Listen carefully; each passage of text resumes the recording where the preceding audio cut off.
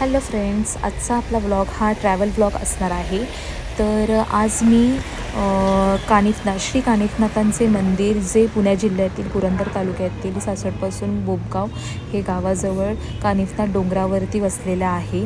तर त्या मंदिराकडे जाताना तुमची गाडी ही गडाच्या पायथ्यापर्यंत जाऊ शकते. तर आम्ही मंदिराकडे जाताना थोड्या आपल्याला पायऱ्या चढाव्या लागतात. तर आम्ही पायऱ्या चढत चढत वरती चाललेलो आहोत. आजूबाजूचा परिसर खूप भारी आहे, खूप स्वच्छ आहे.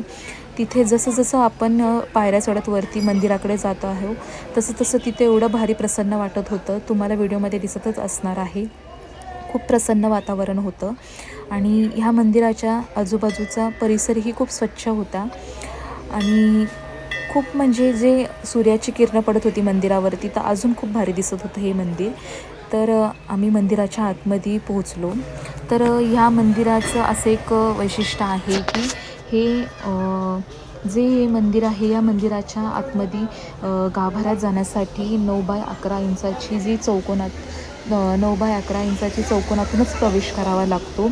आणि आश्चर्य असे की कितीही जाड व्यक्ती असली, कितीही हेवी व्यक्ती असली की ती ह्या चौकोनातून प्रवेश इझिली करते. आणि असे म्हणतात की म्हणजे या मंदिरात आतमध्ये जाण्यासाठी फक्त जेंट्सलाच अलाउड आहे, लेडीजला अलाउड नाही आहे. म्हणून माझे मिस्टर तिथे आतमध्ये गेलेले आहेत आणि तुम्ही बघतच आहात.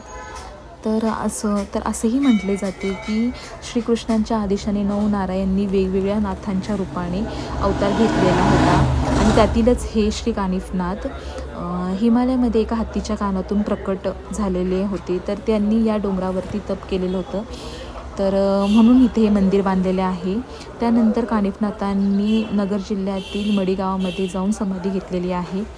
तर आम्ही मंदिराच्या आजूबाजूचा परिसर बघितला, खूप भारी वाटत होतं आणि वरून जे खालचं बोबगाव जे गाव आहे ते एवढं भारी दिसत होतं, पूर्ण हिरवंगार दिसत होतं, खूप भारी वाटत होतं. आणि ज्या सूर्याच्या किरणं मंदिरावरती पडत होत्या ते मंदिरही खूप भारी दिसत होतं. तर खूप भारी वाटलं. आणि इथे 12 नंतर महाप्रसाद असतो. तो महाप्रसाद जे नाथांचे एक भक्त असतो जे दररोज ते महाप्रसादाची सेवा देत असतात. तर आम्ही नंतरनी पूर्ण मंदिर बघितलं, खूप भारी